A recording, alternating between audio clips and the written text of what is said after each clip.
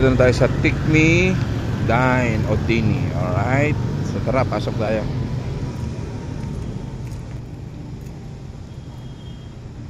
Maganda dito, may nag-a-assist. Ayan.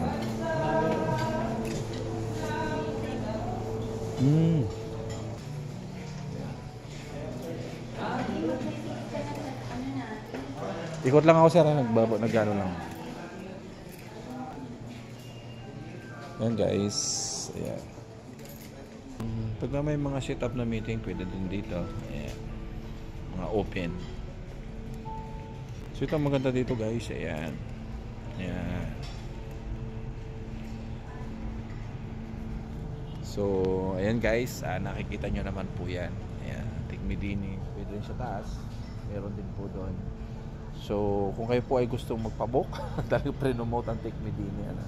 So ayan. So napakaganda po dito sa Tikmi Dini. Medyo tahimik. Ayan. And may parking. Then dito. Ayan. So ganoon lang guys.